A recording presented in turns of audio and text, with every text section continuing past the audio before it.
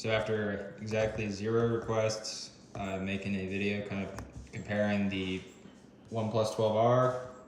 We got the Pixel, and that's the basis of the comparison. I have my old iPhone 13 Pro here as kind of a reference, which is what I came from. So I had the iPhone 13 Pro. I was getting tired of the iPhone. I'd had a couple in a row.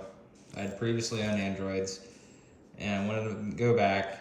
And I was shopping for devices, and it's kind of clear to see why maybe I chose the Pixel 8 here. They look damn near like the same phone, just sitting there, same form factor, or just about the same form factor and whatnot. Pixel 8, I got it on sale for $550, which I guess it could be worth $550 to some people. The $700 MSRP is, you're smoking crack. It's not a $700 phone. I don't see how it could be. And I was really just kind of underwhelmed with it. And I wanted to make this video as kind of, just to share my thoughts on it. And maybe some people who are kind of having a dilemma of whether or not to pick up the Pixel if they're coming from an iPhone. Because I think a lot of people who are coming from an iPhone to Android, they have this impression that the Pixel would be the best phone for them. And I guess it's the impression I was under. I bought it, here it is. And I just don't feel that to be the case at all. So why you would move to Android is different for everybody.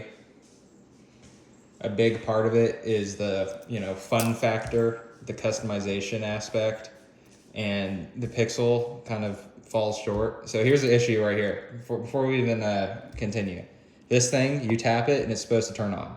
It just quit doing that. It'll do it intermittently. Maybe we can get it to, yeah, see, it's working now. It wasn't working 5 seconds ago. So I've been having issues. Just caught one live. But my real gripe with this thing, I have plenty. Bear with me on the camera right now, guys. I'm working with what I have. So the customization is bullshit. Straight up bullshit. This is not what you go to Android for to get this level of customization. It's just about non-existent here. So starting at the top here, we have this add a glance widget right here. So this widget is completely non-removable, non-movable. There's nothing you can do outside of not using the Pixel launcher to get rid of that thing, which I don't know why if you don't want to use the Pixel launcher, this is not the phone you buy. And, you think, oh, okay, add a glance, turn it off. You turn it off, check this out.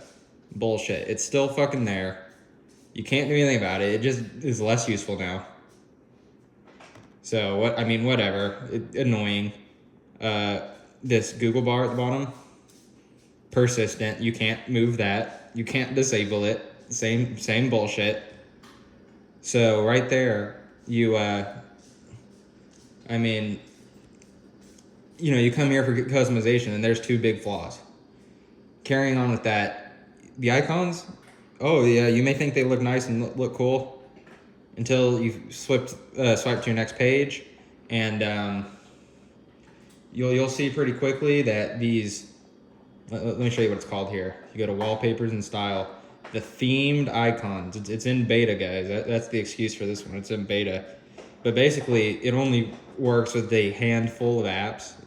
Only a handful. Like, we got Amazon, Venmo, Netflix, Bank of America, Steam, PlayStation, Apple Music. These are some of the most Teams. These are some of the most downloaded apps in the world, and they are not supported by this. Okay, so it's in my opinion, that makes it kind of useless. If I don't think there's really any apps, maybe this game or something that maybe wouldn't be supported, but all this other shit should be supported. The feature's not ready if it's not supported. On top of that, circle icons, fine. You may like them, you may not. I don't have a problem with them, but if you didn't like them, you can't do anything about it. You cannot do anything about the text under the icons, which I thought that was standard Android to be able to remove that at this point. I guess it's not. Your Play Store, as you can see, doesn't even, it's not even spelled out. Instead of an O-R-E, you get 3 dots, which is also 3 characters, but it's just annoying shit like that. The drop down is stupid. Okay, it's dumb. I don't see why you would only want 4 options at the top that you have trouble reaching, and then you pull it down again. You have to pull it down again to get the brightness. Then that's at the top. So if you want to change your brightness, it's not the end of the world, but it's not as easy as it should be. There's also no software or sound control in here, which is it can be annoying. Like there's definitely a lot of instances in which I kind of go to reach for it and it's not there. Another thing I don't like is the button placement. It doesn't make sense to me. I mean, I just don't get a lot of the design choices here. Let's talk about the biometrics. So we're in ideal conditions. We're sitting at the house. It's gonna work. It better work. Out and about during the day, it is really inconsistent. I was not impressed at all. At all. One of the oh, there we go. Look, the screen's not turning on again. So then you have your fingerprint icon here. You go to reach for it. You go to put your finger, and nothing. You're tapping the screen. I don't know. It's just been little crap like that ever since I bought this thing. And so like I said, I spent $550, got it at Best Buy, unlocked. Thought, damn it, Google got me. They stole my fucking money. $550 down the drain. And then I saw the OnePlus 12r, which is what I got here on the left. They had a deal where you trade in the Pixel 8, get $400. So $100 into this thing. Kind of not a get out of jail free card if you don't like the Pixel, but it's a get out of jail for $100. And this thing has just been way better to me. This has kind of alleviated a lot of the issues that I had with the Pixel. So first off, the biometrics works. Okay, the fingerprint sensor, I have not really been able to get it to not work. It just works. The face unlock is great. It just works. The Pixel face unlock, so it's staring at my face right now. Face not recognized. Okay, we'll hold this one in the same position. Boom, immediate. We'll try the iPhone. Boom, immediate. Try the Pixel again. Oh, worked that time. So it's inconsistent at best. We're in ideal conditions here. If it's a little dark out, you could be, it could be 6 p.m. and you're wearing a hat and there's shade on your face. That thing ain't working. It really is piss poor. If you're a Pixel fanboy or, a Pixel user, maybe not even a fanboy, and you haven't had an iPhone, you do not understand how Face ID works and how Face Unlock in general is supposed to work, because this is the gold bar, the benchmark. You can hate iPhones. Their Face ID is the best. It just works exactly how you'd want it to every time. You don't really have issues with it. I haven't. Over my past 2 iPhones have had it. So it's just annoying with the Pixel. One of my big complaints is the Tensor G3, which I want to be very clear on my stance about the Pixel G3. I don't see how you could even make the argument for this to be a flagship chipset. And it's pretty cut and dry. I know benchmarks are not everything. Benchmarks, however, are indicative of performance. And when this thing benchmarks worse than, older CPUs from Qualcomm and Apple, and how can you say it's a benchmark? It does not compete with or how can you say it's flagship? It does not compete with the current flagship offerings from Apple and Qualcomm. And I guess the MediaTek, but I don't really have any personal experience with that. Now, this is the Snapdragon 8 Gen 2. This is not the new Gen 3. So this chip is a year older than the Pixel. This is faster. This is faster in every way. The Pixel, there's lag and stutter on everything. sometimes it's just like a micro stutter, like you drop two little frames. I notice it bothers me. If I would imagine the majority of people it doesn't bother, so it may be a non-issue for you. But if you buy a brand new phone and that thing is lagging, even though there's little micro stutters here and there, it is annoying. I have seen lag from something as simple as pulling the animation when pulling down this, just from the home screen, not even in like an app or a game or anything. You'll just pull this down. You can do it 5 times in a row and it'll stutter and jitter, and then the 6th time it's back fine. I have no recent apps open. When you do have like 5 or 6 apps open and then you pull down the notification shade, that's kind of when it starts to lag, which doesn't make sense to me why that would cause something to lag, especially if this is supposedly a flagship chipset. I know people kind of like to play the game and act like the Pixel 8 is impervious to a lot of the criticism it gets because it's not a flagship. When this thing is, let's be honest, it is marketed as a flagship device. The Pixel 8a, or I guess the most recent one so far is the 7a. That's more of your budget mid-ranger. The Pro, obviously, I guess, is the flagship. But this is not. Google does not make it clear that this isn't a flagship. They try and push the fact that it's a flagship. Apologize for Archie here. Where? So the performance in games, which I'm not a mobile gamer, I'm not talking about Genshin Impact. I'm not talking about, whatever anime RPG game you're playing. I'm talking about like basic ass, like, I don't know, like idle games, crap like that. You will see worse performance on the Pixel. I'm not joking. It drains the battery a lot worse. The phone gets hotter.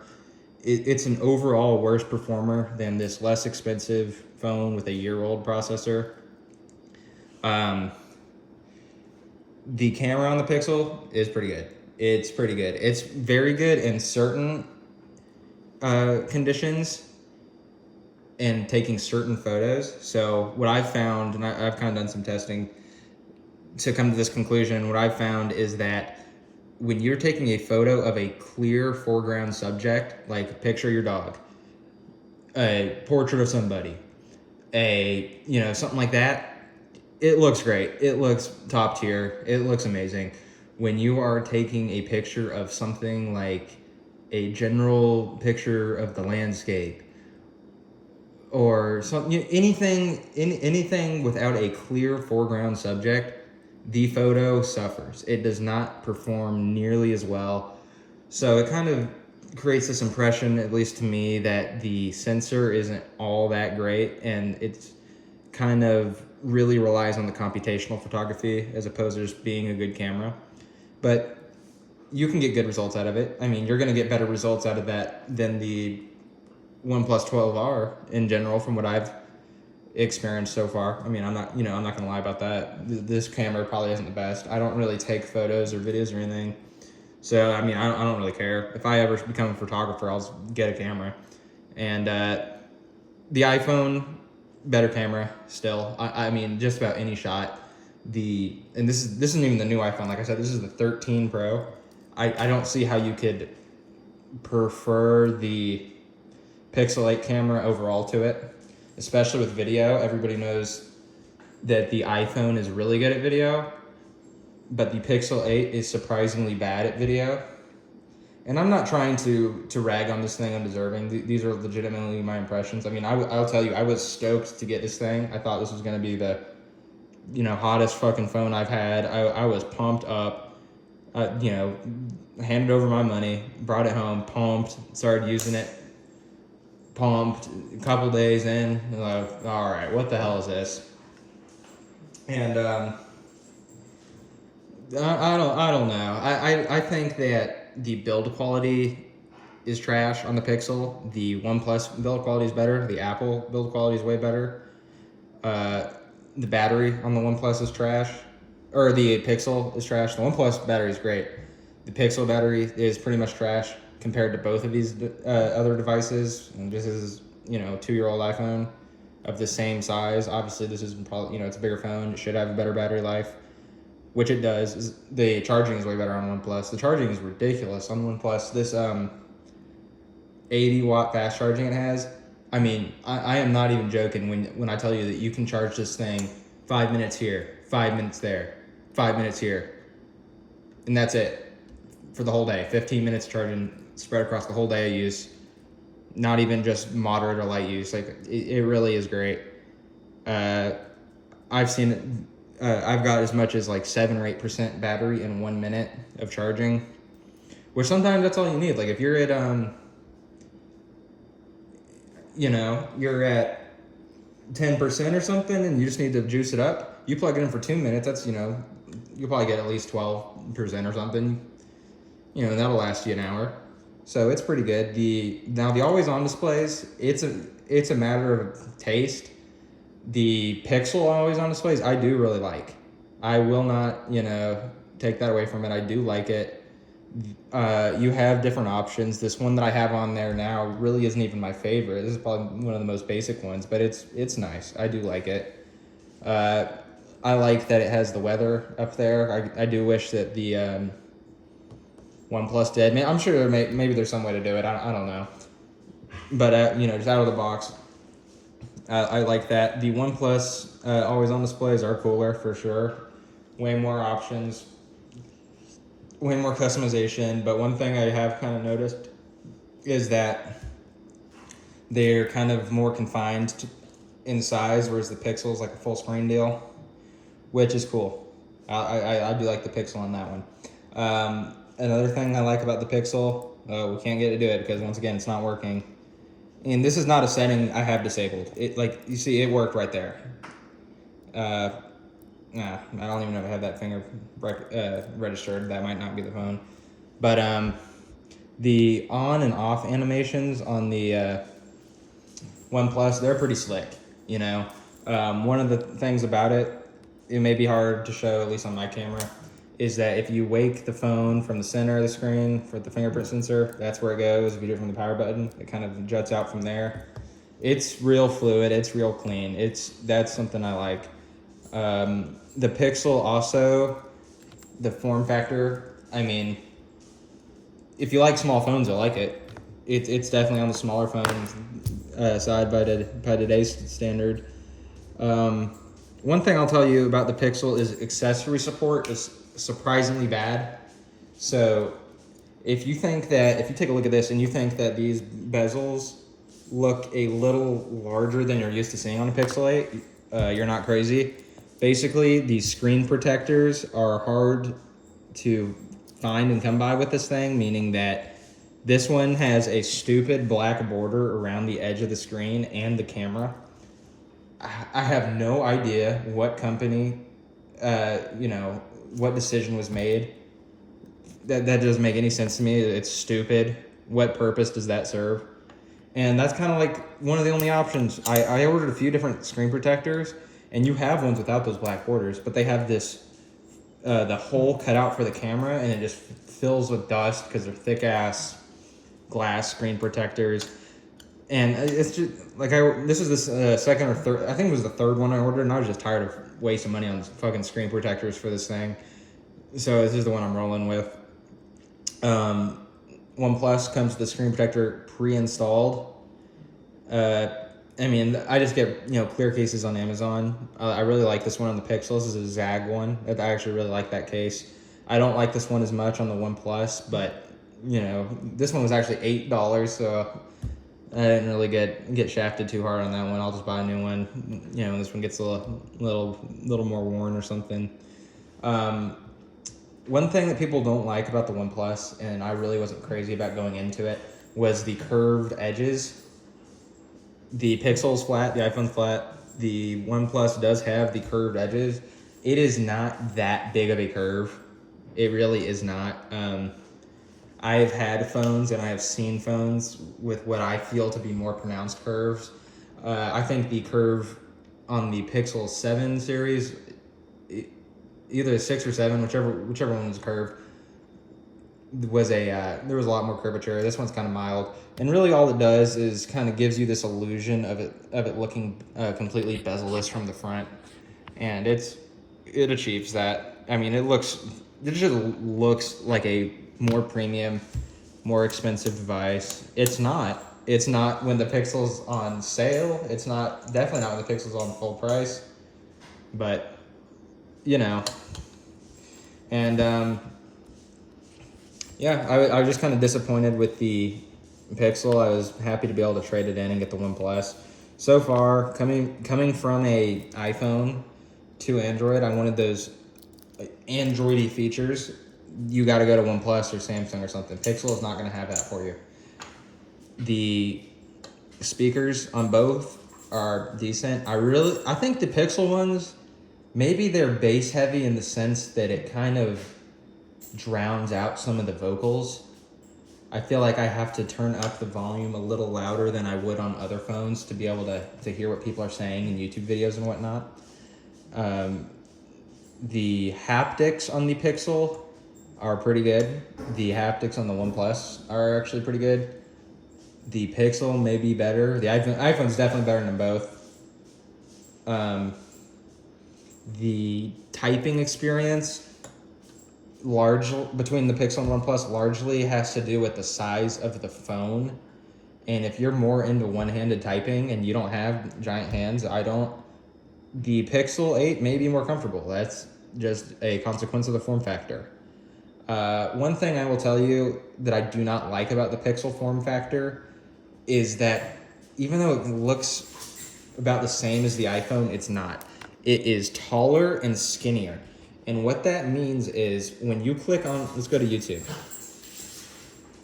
You click on a random video here, Mexican OT, Joe Rogan. It's kind of crazy. When you click on a random video, up to 70% off store-wide and score huge deals on spring. This player here is small. It may not look like it on camera. I'm looking at it through my. I'm filming on an iPad Pro with them too.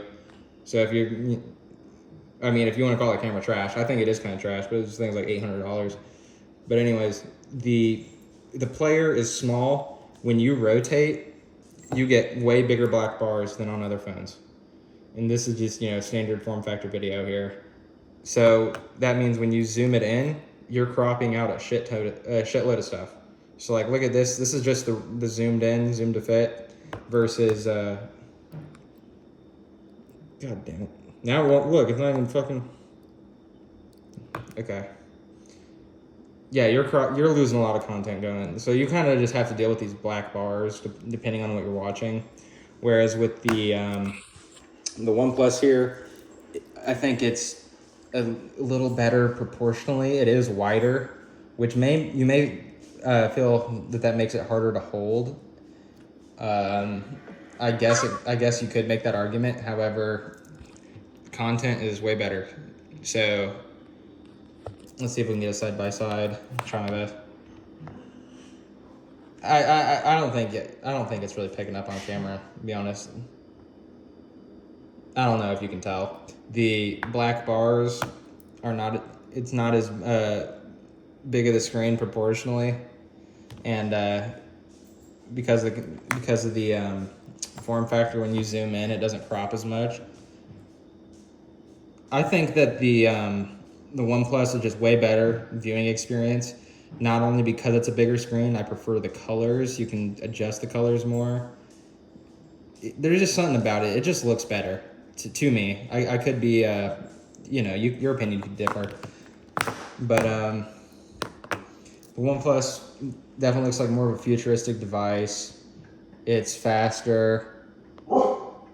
The software, there's going to be an element of it that really is just personal preference. But so I do feel like with the OnePlus, it can pretty much do everything the Pixel can do. You are losing a couple things. So like the call screening feature, a lot of people kind of rave about that, and the thing is about it is it works. It's not that it doesn't work, but when you do a call screen, depending on who's calling, it doesn't really make, it's not very intuitive on the other end that someone's being screened and they have the right number. You know, it makes someone, like, especially if like, your grandpa's calling you or something, and you send him to the call screen, he's gonna think you got fucking hacked or something. Like, it's just not very clear or intuitive, I feel like, for a lot of people who are getting screened, which kind of takes away some of the usability of the feature. But it is cool. I mean, you know, that I guess it'll continue to improve, and it's pretty cool. I did enjoy that. One thing that I have found that, and I watch videos about these phones and stuff too, and it's, you know, why I'm making one, because I like watching them. And one thing that really does not get talked about that should is this crap right here. Okay, you go to the Pixel 8 camera. This is the the rear facing camera. You get a maximum of 8x zoom. That has got to be the lowest in the industry. That is completely inexcusable at this price point, especially when the whole fucking thing with the phone is the camera, you know? Like I said, this, you know, the camera may not be as good, but you at least get 20x zoom, and it's fairly usable, I guess. I mean, once again, as you can tell from the quality of this video, I am not a photographer or videographer, cinematographer, so, you know, go to MKBHD for a more, you know, in-depth camera analysis. The average Joe, my average Joe opinion as far as the cameras go is 1, 2, 3. But, you know, you just be honest with yourself about how much you use the camera and how good you actually want it to be, and how much you're willing to pay for just the camera. If you love everything about this phone except for the camera, and you know you want to spend a little more, get the regular OnePlus 12. Those, I've seen some test photos from those. Those look badass. Those look better than the Pixel to me. So yeah, you got the 8x zoom. Let's see what else I can talk about with this thing. And I'm not trying to be a hater or rag on this thing, unrelenting or anything. Really, what I'm kind of trying to do is give people an idea of what they're actually going to be missing if they go to this thing. Because like I said, I bought it and I was not aware that certain stuff would not be here. So here's a little one. I don't like the flashlight.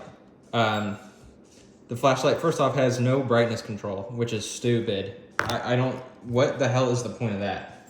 And that's just fucking dumb. The beam pattern is not my favorite. I think the iPhone and the OnePlus have a better beam. I prefer the color temperature, and, like, you know, I think that renders colors a little better CRI on the OnePlus and iPhone cameras, or flashlights. The iPhone probably being the best, as well as the iPhone has the brightness controls and whatnot. You know, let's see if the OnePlus does. I don't know if that's something I've checked. Maybe this doesn't. So it looks like we got it on. More settings. Flashlight. No shit. Yeah, I mean, I guess I'm not seeing anything. Maybe there's a way to do it. I don't know. Maybe there's a way to do it on the Pixel. I don't know. It's not apparent either way. But I guess that's a tie between these two. The camera app. Here we go. Not working again. The camera app on the Pixel is kind of fucking garbage. You know, that's not something you hear talked about. Let's take a field trip here. Because I don't want, you know, obviously it's not the brightest app, but let's check this out. Where's the damn camera? It's fucking laggy. The viewfinder is fucking laggy. It should, I mean, I can understand low light, but it should not be lagging in this light. I mean, it's smoother on the fucking iPad. But, the camera is laggy. The shutter is slow. It's just not reliable in the way that the iPhone camera is reliable. You know, which is, it's disappointing. And you don't hear it talked about. I don't know why. I mean, really, this thing is underwhelming. What do you got? 27 watt charging, I think it is. 30 maybe. We could say 30 because I don't know. isn't that fast. It really isn't. I can tell you that. It's about what you'd expect with the iPhone charging speeds on this 13 Pro here. Maybe they do different wattage, but I feel like they percentile wise they kind of charge up at the same speed. The let's see, the camera bar, I don't mind. I thought this was one of the better design choices of the entire phone. Obviously, you have the advantage of it not rocking or really anything on the table. It feels a little more stable. The iPhone, it does rock a little, but it's not terrible. Now the OnePlus doesn't really rock either. So how OnePlus achieved that, and keep in mind, I have cases on all these, but even despite having a case, there is a camera bump. Still, a camera protrusion. This thing is damn near a bar. So if you can kind of tell, the vast majority of this thing is raised. So it's kind of planted on there. So this is the side without the, so it'll rock over there a little bit. I mean, it's about as bad as the iPhone, I guess. So, I mean, it's not terrible, but with the Pixel wins on that, I guess. But, if you can still definitely use this thing sitting down, no problem. If you really need to use it for something, you're going to be picking it up. So, I don't think that's a big deal. Yeah, so check it out. I mean, this is just bullshit, because what's the point of it being able to fucking sit there stationary and not rock when you can't fucking unlock it and it's supposed to be unlocking, right? I mean, see how it, like, why does it do that, I'm not really even gonna deep dive into all the AI stuff and how the Pixel 8 Pro is getting features and the regular Pixel 8 isn't getting features, because I think that shit's fairly fucking useless. We're just getting a dog treat here. I think that AI stuff in its current form doesn't do a whole lot. I think by the time you get whatever you're trying to get working, by the time you get it working, you could have just done it manually. I don't know. The AI summarization of a website, like, it's fucking stupid. If you know anything about what you're already reading about, that summarization is not going to help you out. And if you don't know anything, you shouldn't be using that. You should be reading.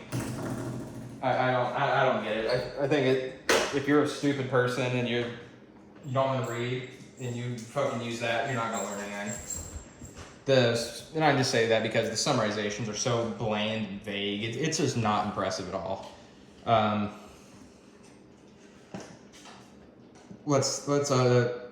Okay, we got the magic eraser stuff.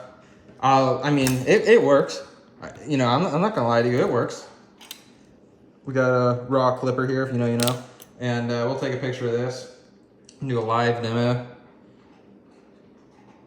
All right, we got our photo, which obviously, you're not gonna be able to tell looking at through this camera, but photo is fine. It's not great.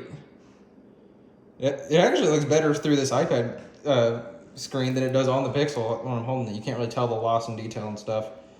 But let's try it out. I mean, it's fairly easy to use and whatnot. The thing is, not once have I actually used it. Meaning, like, I've taken a photo and I needed something removed.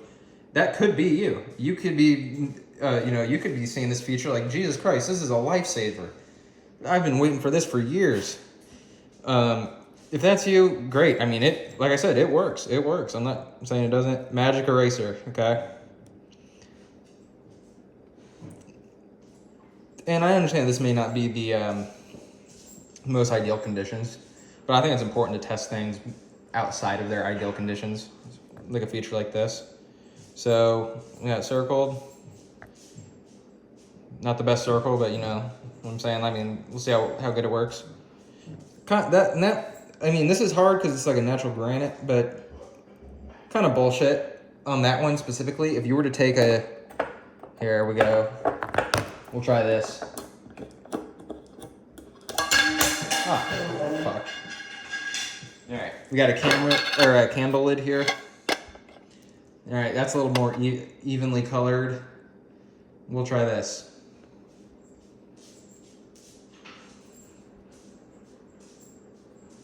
So there you go.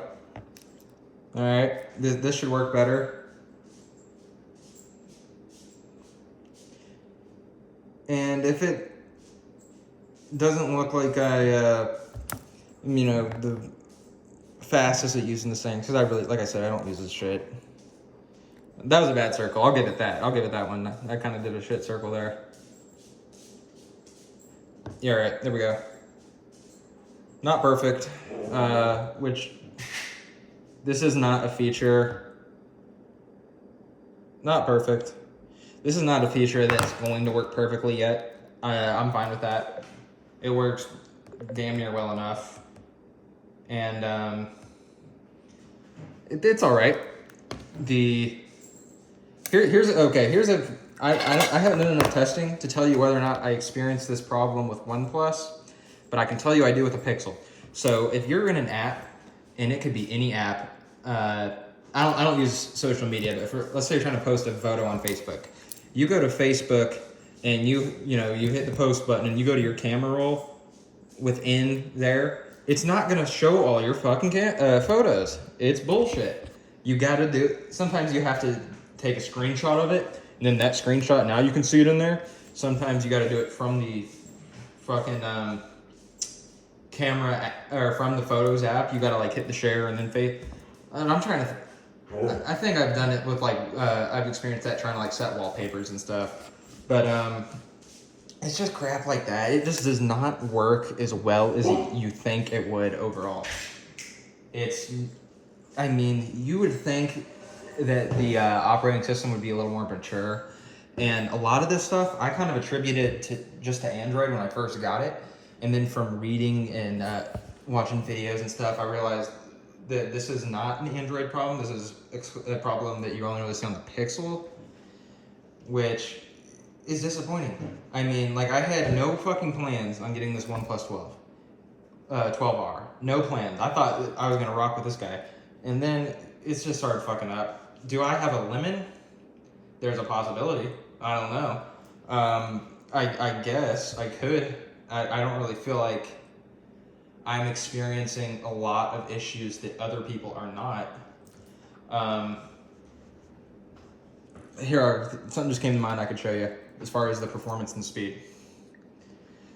So one of the things that I've noticed is this Google phone does a lot of the Google shit slower. So one of the things that it does undeniably slower is summon the Google Assistant. So you're just gonna have to trust me here. I'm gonna press them at the exact same time. Okay, and there it lagged. You could fucking see it. It took like 2 whole seconds. It fucking lagged on the way up on the home screen. You try doing that shit in like while you're doing something, like on a phone call, doing this or that. It's like it doesn't even fucking work. There's an example of all the micro lag, micro stuttering, jittering, shit like that. One of the worst culprits as far as Google apps not performing well is Google Maps. You can barely fucking navigate on that thing.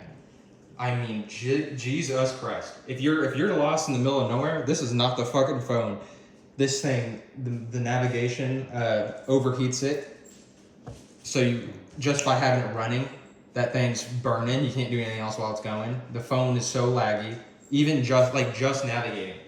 I'm not talking about like some HD satellite view. I'm talking about, the flat color layout. I wouldn't even try and do the satellite view. I don't know.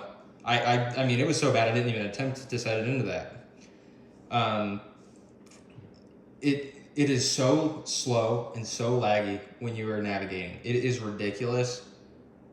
It feels like a $200 phone at that point. Like it feels like a damn Obama phone or something when you got Google Maps going.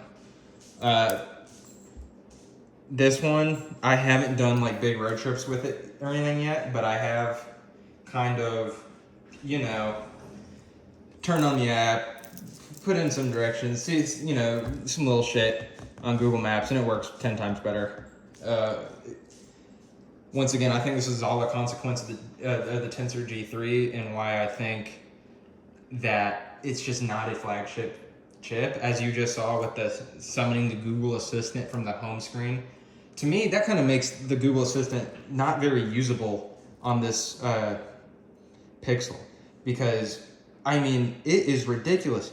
Let's take a look at the iPhone here. You're not gonna have a problem with this guy. Siri. Okay, I guess can pop up. Siri. Every time. Works the way it should. Works the way the OnePlus does on that. The Google Assistant, I haven't really been too impressed with in general. I don't know.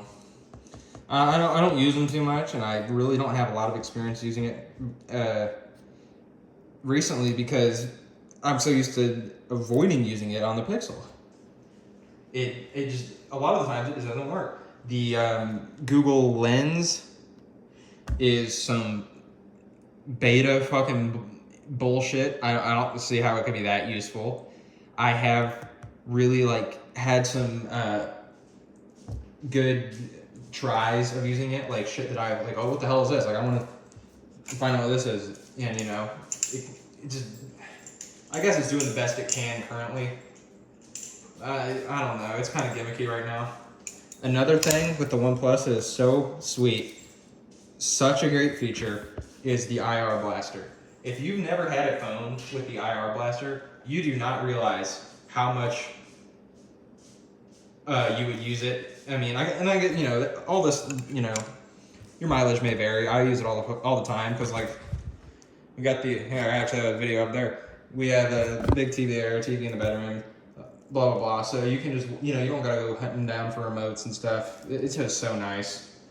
You can, it's so good for trolling, take it to the restaurant, fuck with people at the gym, whatever, you can get into trouble, do your little TikTok pranks with it, I guess. But, such a great feature. It's actually usable. It works good. The remote layout, I'll show you. So one of the issues, because I've had phones with the IR Blaster before, and one of the really important things about the IR Blaster is you have to have an interface that is easy to use without looking at it. Because if you think about it, while you're controlling the TV, you're looking at the TV, which is such an advantage for the physical remote. But that one works well. It's real intuitive. The buttons are big. It all works how it should, how you'd expect it to. So over here we got the 80-watt charger. Came with it. I don't know what that switch does. But 80-watt charger, cable included, badass. That's pretty much a shot at every other company. Okay. Apple doesn't fucking do it anymore. You pay for I don't even know how much you could spend. How much is a 1 terabyte 15 Pro Max? I don't know. $1,500-$1,600. You're not getting shit.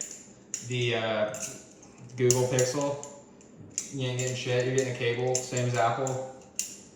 And it's just fucking stupid.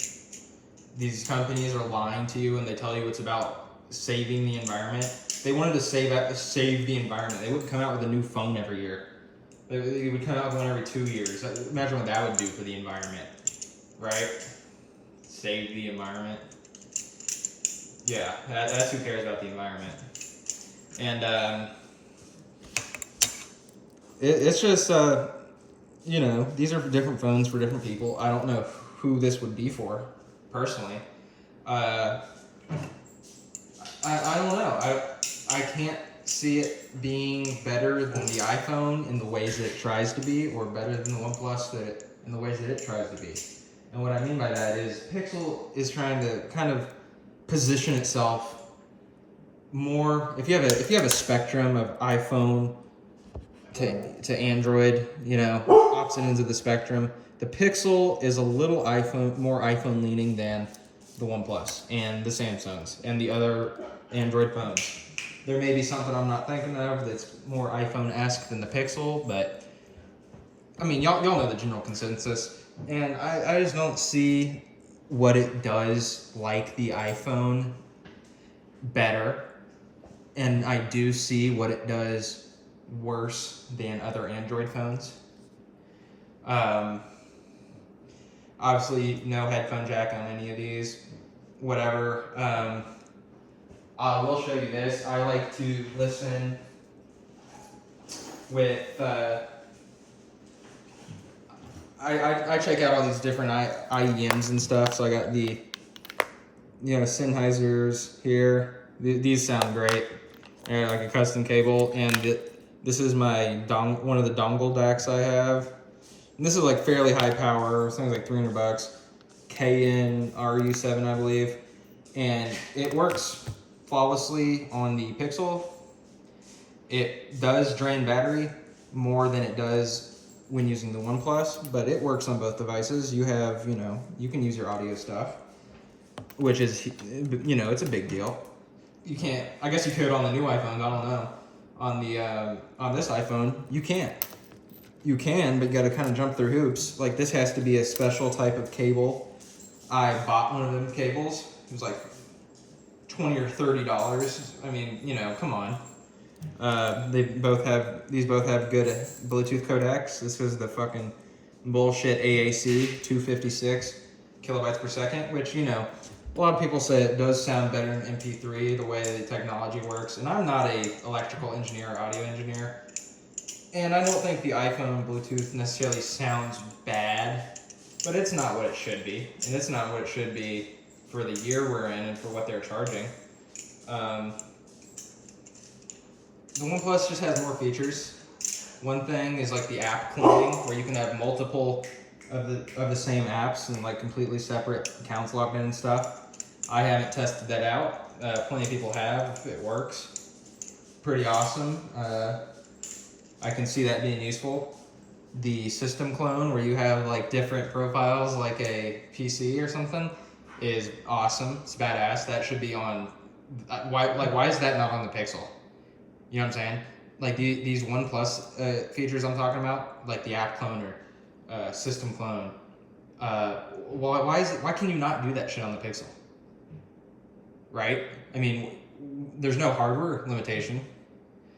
Well, I mean, this guy the word of the week over here for the Pixel is hardware limitation. It doesn't get the Gemini. I know I said I wasn't going to go into it, but this doesn't get the new Google Gemini Nano because of a hardware limitation when it's the same hardware as the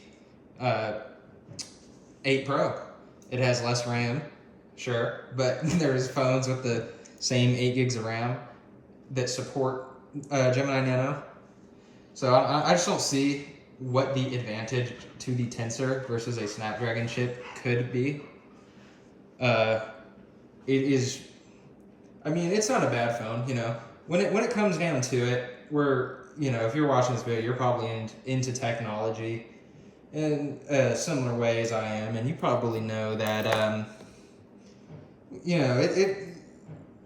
we're talking about little shit here, but, when you use something every day and it's something you care about, it does kind of take a toll, make a difference. All right, so I'm using the AirPod Pro Gen 2 as a mic.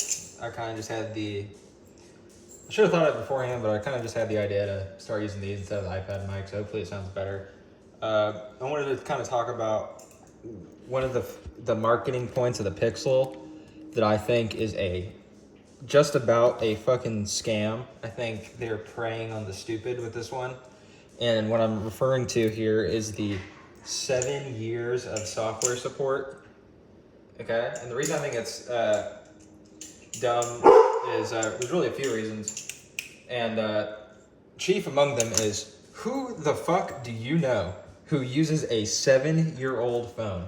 Your damn grandmother does not have a 7-year-old phone anymore. I mean, maybe she does, but who knows? But 7 years, this thing. I mean, you're seeing how it's performing. One of my main complaints of the thing is performance. What the hell is it going to look like in 7 years? Okay. Another issue with the 7-year thing. It's not getting this new updates for the new features, and it's the newest device, right? We're, what is it, March 2024? You can't get one newer than that. And it's not getting Gemini Nano, as I mentioned. And that's just, the one I got off the top of my head. There's not video boost, which I don't know if that's a big deal or not.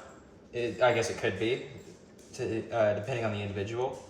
But if it's already not getting all of the features year zero,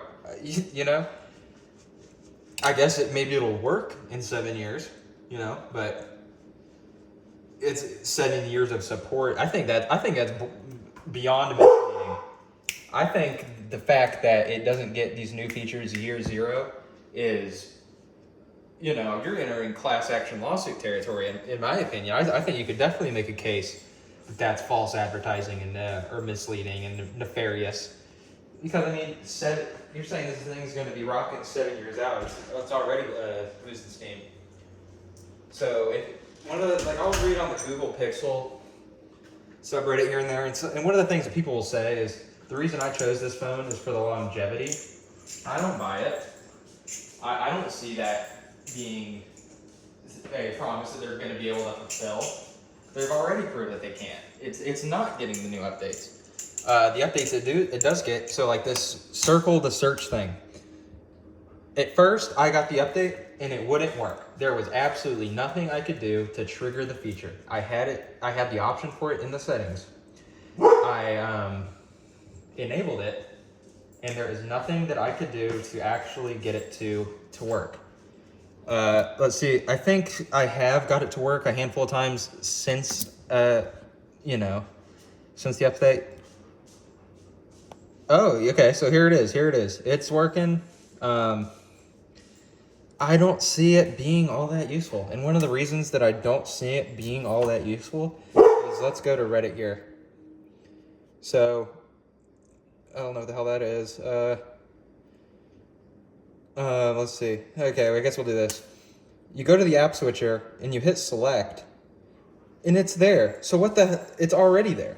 And this has nothing to do with circle to search. This was there before the circle to search. So what do you need the circle to search for? I don't know. Damn dog. And so that's just kind of like what does the circle to search do that image select doesn't do? Okay? You can select text with that. So it's either an image or text. What else is there? I don't know. You're not doing video. It has to be like something you circle. I guess it could be more convenient. I don't think that it's necessarily bad, but I do think it's gimmicky. I think it's just another way to essentially initiate an already existing feature.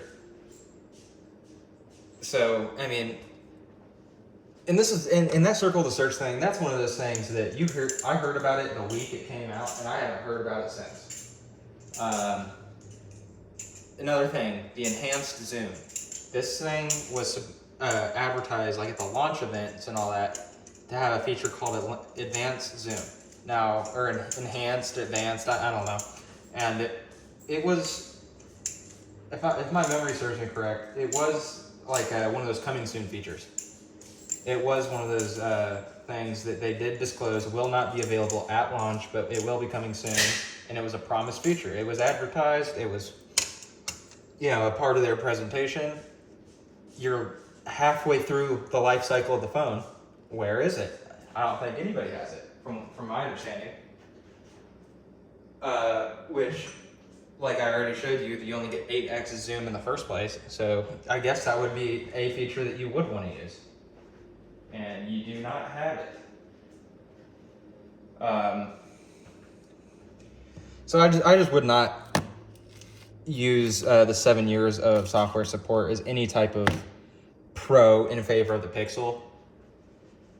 I know there's a website, a lot of you probably know it, called Killed by Google. Google is a company that is notorious for starting a bunch of projects, making a bunch of promises and stuff, and unless there's a billion users, they scrap it. Which, okay, whatever. I think that's kind of an anti-consumer business practice, and I'm not saying it's illegal or anything, but I just don't think that's very pro-consumer, because they advertise this thing, they launch it, you're using it, you're doing what they want you to do, and then they'll take it off.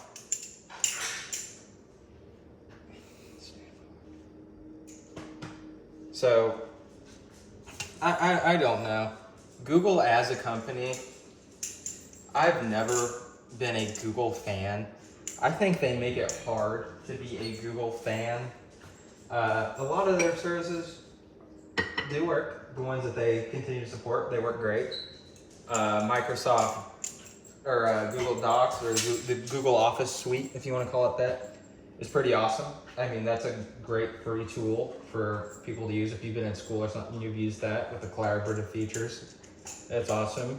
I don't really have Gmail issues. Gmail usually is doing what it needs to do. I know Google has their Google Fi wireless. I wouldn't put any stock in that. If you're on the fence about going with Google Fi wireless, I wouldn't do it. And just in the fear that you're going to have to sign up for a different service and have to put yourself through a chore. I've heard reviewers who do have it say it works fine. I am not going to deny their experience. I'm sure it does work fine. Cell service at this point pretty much works. That's why the last couple of years you've really seen a boom in those micro carrier companies. Mint Mobile, is probably the biggest new one. You have Verizon offers their visible service. Consumer Cellular, Bob's Fish and Chip Wireless, as Posse Carter says. And I just don't see why you would go with Google Fi. That's another example of something that doesn't really make sense to me. I also had the thought that you may, now this is not advice, but you may end up on the, with the tall end of the stick if you do get Google Fi Wireless and get one of those deals, because they do run deals where if you have Google Fi Wireless for 2 years while you're using the Pixel will essentially be free. Like you get, if you purchase Google Fi Wireless with a Pixel, they'll essentially divide those Pixel payments monthly and deduct, every month of a payment as long as you use it for 2 years. And once again, not advice, but there could be a possible situation in which Google discontinues Google Fi Wireless before 2 years, and then I think they would have to alleviate you of the remaining balance of the phone if you agreed to that, and then they discontinue the service. I mean, that could be a possibility. I have no idea. I don't know anyone personally who uses that. I don't know what would drive someone to switch to Google Fi Wireless aside from trying to get a deal on the Pixel. I think maybe I'm missing something. I'm not really well researched on it. If there's some standout exclusive feature that they have with Google Fi, I don't know about it. I just never really, I would not sign up for a Google service like that. That's one of those things where if Apple came out with, and I'm not like a big Apple fanboy or anything. You've seen in this video so far, I do have a few of the products, but I have the products that I think are good products, not just because they're Apple. But if Apple came out with a cell service, first I don't think they would be allowed to. I think that would, they'd be encroaching on a monopoly type situation and would get shut down. Even though Google can do it, I don't know. Maybe Apple could, but I think their Apple one would probably work more reliably and whatnot. People have had problems with the modem on the Pixel. That's been a huge complaint from specific individuals. Like for some people, that's like a breaking feature. Their modem in their phone just doesn't work. I have had maybe had more connectivity issues than I experience on the iPhone, or experience more connectivity issues more frequently on the Pixel. I don't know if I can necessarily attribute it to the modem, because in general, it has been a solid connectivity experience. I really haven't had any issues as far as the connectivity. So, you know, just be aware that people are having issues, but I cannot say that that's really been affecting me. OnePlus connectivity so far has been great. No issues there. iPhone, great. One thing that, and I know this is also going to sound kind of fanboyish for iPhones, but it's not, is you hear about a lot of connectivity issues and stuff on iPhone, and you also have to realize how many people are using them. And what I mean is that if you have a rate in which 1% are lemons, we'll say, I don't know if 1% is in the ballpark of the actual number or not. I guess that'd be kind of high. I don't know. But with the iPhone, there's just so many people using it. So 1% of iPhones users having an issue is equivalent to like 50% of the freaking Pixel users. I know sales numbers are one thing, and I'm not an expert on the sales numbers, but what I can tell you is walking out and about, you're not seeing a whole lot of Pixels. You're seeing really 90% iPhones, and I don't even think that that's like a generous estimate. I think if someone is a girl and they are under the age of 30, they have a iPhone. That is a fact. You know, your girlfriend, your wife may be the Samsung girl or something. I don't know, but no girls I know have a fucking Android, and everyone just has the damn iPhones. You'll see a OnePlus out and about. I've seen some OnePluses in the wild. I know some people who have them, and everyone I know is generally happy with them. Everybody who I know in the real world with a Pixel is generally happy with it. I'm not gonna lie about that. A lot of them aren't really tech people. They just, to them, it's a new phone, so it's better. Which I'm sure it is better than their old phone, especially if it was a Pixel. But I don't know. I think the Pixel hardware-wise really just kind of cuts corners. The biggest cut corner, obviously, is a, I guess you'd call it a mid-range processor. But then again, nobody considers this OnePlus 12r to be flagship. This is absolutely considered to be mid-range, and it's way better performing. So I don't know. We'll talk about the X factor. All right, you know what I'm saying? The oh shit, like when you show your friends your phone and doing something cool. That's all OnePlus. You have these animated, always on displays. So like, once again, this iPad camera, I'm not gonna be able to really show you too well. We'll try. So this thing is animated. And this one actually, as you can tell, it's like a little island. And it starts off as a desert island, and the more you walk during the day, the more, tropical that thing becomes, the more green, whatever. So that's OnePlus's way of tricking you into thinking they care about the environment. None of these fucking companies care about the environment. These people are skirting on the borderlines of regulation. Like if you saw the Apple keynote and they had that fucking Oprah Winfrey looking Mother Nature, who the fuck fell for that? Like, what? You don't care about the fucking environment. And you're not buying an iPhone, and you're not buying a Pixel, and you're not buying a OnePlus phone as an environmental decision.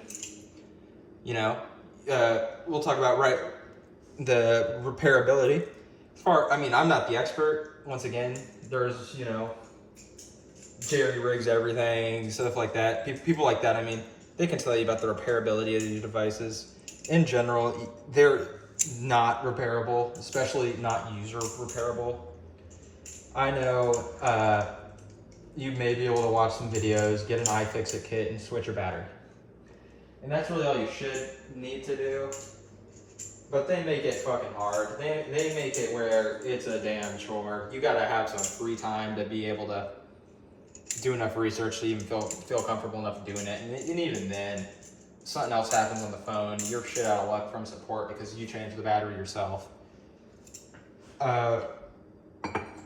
So yeah, you know, if they care about the environment, they would have, you know, user removable batteries. So in that way, people would not buy phones as often because they, you know, just get a new battery, which obviously is not good for the company. They want you buying their phone. They want you buying a new phone every day if you could, which is not environmentally friendly. You know, they're happy to sell you this and that, and then, you know, it's all environmental. That's just one of my biggest gripes with the industry, is these companies having this obligation, it almost feels like, to take some type of environmental stance or to include some little bullshit to check the environmental box off that it's an environmentally viable. If you are low IQ if you believe that. I mean, you have no idea what's going on around you if you think that these things are, that these companies are barons of environmentalism. It could not be farther from the truth. If you want to be an environmentalist, I don't even know what phone you would use. It wouldn't be one of these. It would be something secondhand for sure. I mean, okay, one thing we can talk about is the waterproofing. So, Pixel has, my understanding is it has the full IP68 rating.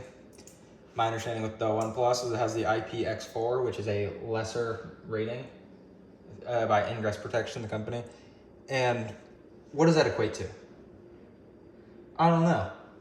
I don't know, not because I'm, you know, haven't looked it up. I have looked it up. What I'm saying is, I don't know what scenario that the Pixel survives and the OnePlus doesn't. I'm not going to tell you that the OnePlus is more durable or more, you know, resistant to water. I guess it's not. I have heard a lot of people, a lot of tech reviewers and stuff, they talk about taking the rating on the OnePlus phones with a grain of salt, because my understanding is that the more comprehensive the protection the phone has, the more expensive the testing and certification is. So one of the ways that a company like OnePlus can, you know, curb some costs is by implementing, you know, the same water-resistant gaskets and stuff like that, but then just have it qualify for less rigorous standards. Which, you know, that I've you know, you've heard Linus Tech Tips and stuff say that, and it could be true. I'm not going to test it because I'm just not going to. If something happens, like if I drop it in water or something, that'll be the test. I'm not going to subject it to that. One thing you get here is the Aqua Touch. I haven't tried it. I'm not someone who, I mean, I'm pretty suburban type of guy. I'm not out in the fucking rainforests and shit, so I don't know. I mean, next time I'm outside in the rain, I'll try it out. Every reviewer who I've seen try it has really had outstanding stuff to say about it, so that kind of leads me to believe that, yeah, you know, it works. I don't have to, you know, try it. I've seen videos of it working. It looks like it works the way you'd expect. So that's cool. I don't see why other phones won't have that, because my understanding is that that's just a software algorithm that allows it to do that. Let's circle back around to the fingerprint sensor here. So once again, not working. You turn it on, you turn it off. Now it works. Why is that? I can promise you that I did not change some setting, nor do I believe there is a setting to make it only available right after use. If I'm stupid and I'm missing something and I accidentally ticked a box on the settings, let me know, because that really has been kind of an issue, and I'm really pretty much positive that I'm not doing anything wrong. But anyways, what I was wanting to talk about is they're both optical sensors, fingerprint sensors. Okay? You generally prefer would prefer a supersonic, or I think they're ultrasonic. I don't know. I think it is ultra. I could be mistaken. It could be super, but it's a different technology, and it already isn't. It's a different technology, and it does not require this blinding light. And I only say blinding in the case of the Pixel. I'm not trying to be biased when I say this because, like, I'm not. Check it out. The OnePlus definitely has a light. I'm not saying it doesn't. There is definitely a light being shown upon your finger in order for it to read. That is 100% true. However, the light is smaller, and however they do it, it does not blind you at night. So it's just annoying that I can't get this to work because it would showcase this a lot better if I could do it with the screen off. But that light protrudes way outside my finger, at least, especially like if I'm pressing down on it from up here. With the thumb, it's not quite as bad, but you can still see it with the thumb, and that is blinding. Like it is very bright. And when you're up in bed trying to, not disturb whoever you're in bed with and unlock the phone, it's a bright fucking light. It's just annoying. It blinds you. First of all, it's jarring at night. And you have to use it because the face unlock will not work in anything other than ideal conditions. If you hear reviewers talk about the face unlock and say that it's, it's not as good as the competition, but it's overall not bad. Dude, they are fucking capping. Like, they are coping. That shit is bad. That shit sucks. The face unlock on the iPhone 10 in 2017 works miles better than this Pixel 8 in 2024. And you can say, that's the difference between infrared and then camera-based, blah, blah, blah. Okay. Whatever. I don't care what means of Face ID it has. It doesn't work. That's not an excuse to me. This OnePlus. Now, if you're out in like the pitch black, the OnePlus so far has been kind of hit or miss in like the darkest of the dark. But generally, if you have your phone at a decent brightness, because I'm not one of those people, I like to have the screen fairly bright. I don't see why you wouldn't, especially when you don't have to worry about battery life on something like this, all-day battery easily. And let's go ahead and, while we're talking here, we'll plug this in because I don't want to just talk about it. I want to show you. So it's 713 here. We got 65% at 713. We'll plug this in for a couple minutes. And keep in mind, the lower the percentage, the faster it charge. So it's not going to necessarily be as fast as it could be from 65%. But you'll get the idea. You got a cool animation. I don't know. I like it. It lets me know that I got the Fast Boy plugged in. And Pixel doesn't have that. I don't like the Pixel finger. You see how annoying this fucking is? Like how many times I've tried to initiate it. And even from OnePlus from being off without the, you see how it just works? This is what I'm talking about. You can do that all day. And I have widgets here for the different remotes. And like I said, you can see a little rocking, but everything's usable. I'm not worried about it. This isn't really affecting my usability. And I like that you have the close all button down at the bottom. With the Pixel, you have the close all, you clear all the way, so you got to swipe through them. Not a big deal, really not. I mean, you get used to that in about a minute because you can swipe through them all really fast. It's not a big deal. One thing I do not like about the OnePlus, when you have an app open, let's do Play Store, and then you have these other apps open in the background, and you have the Play Store open, or any app, whatever app you have open, and you close all, it's going to close all but the one you're on. Where if you, Jesus Christ, if you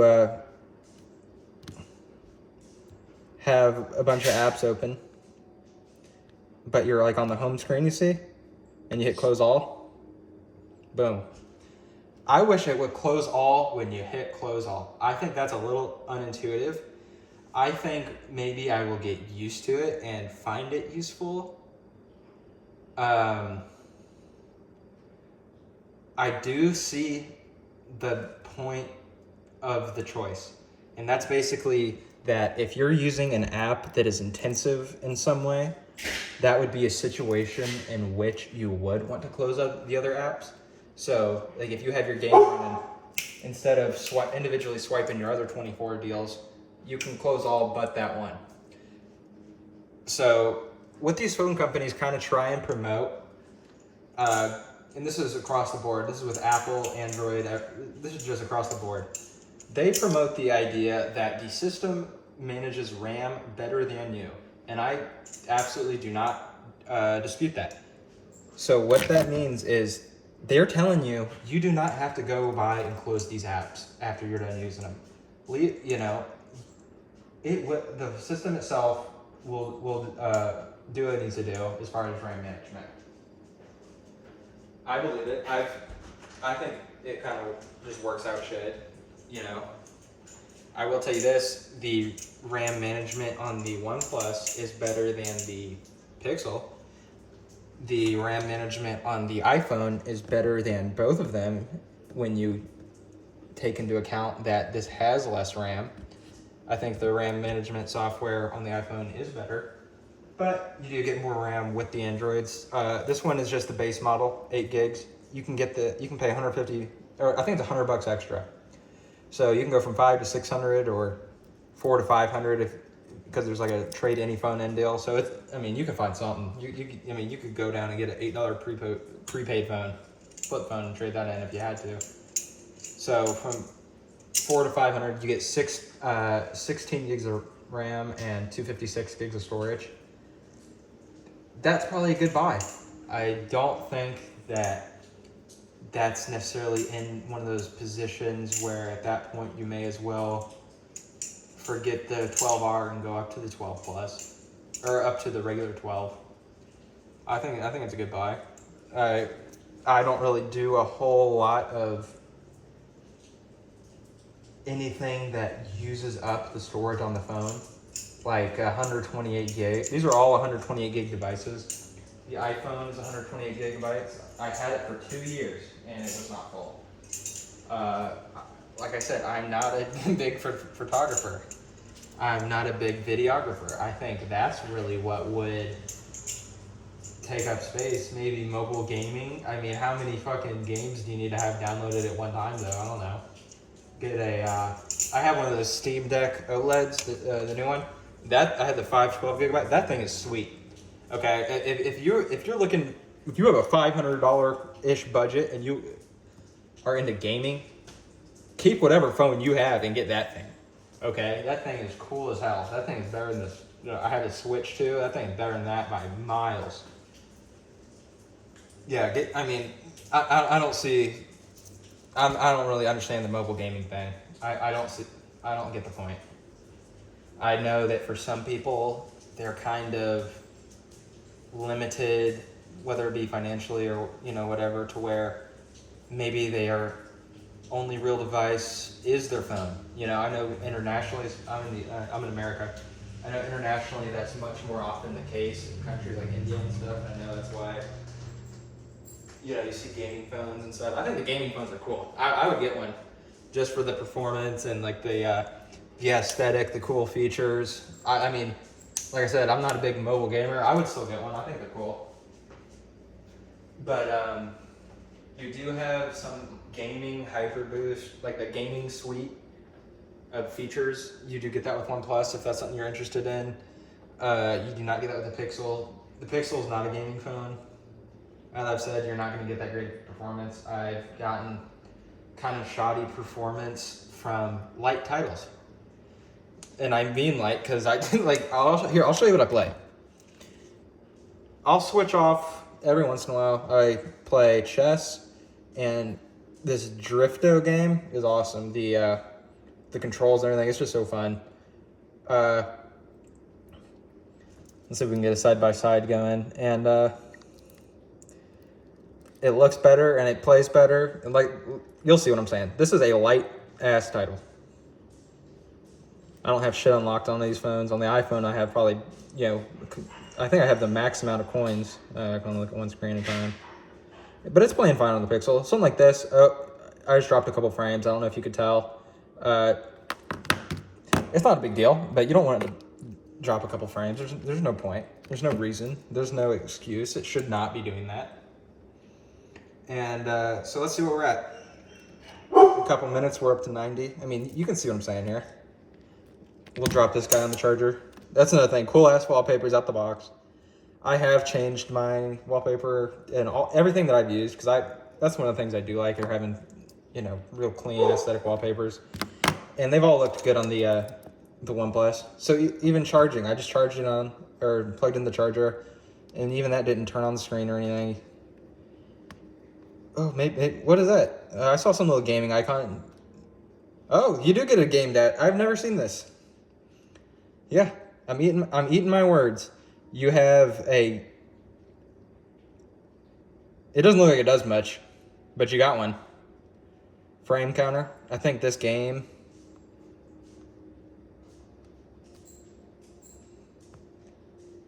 I think this. Yeah. Okay, let's see if we can. 120, 120. Maybe it runs better with this thing on.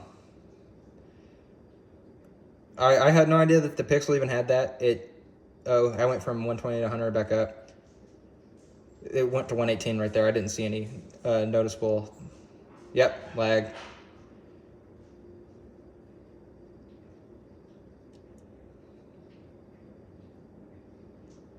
It's pretty much good, but you can see how light of a title this is, and there's still the occasional hiccup. Let's see if I can activate that real quick over here.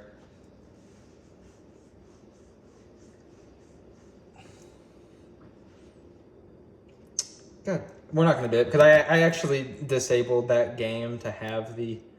I disabled it from the list of games that uses the Gaming HyperBoost suite, because it does this little pop-up that I don't really care for, but it's easy to disable. And here's another thing. So with this phone, double tap to turn off to lock the screen.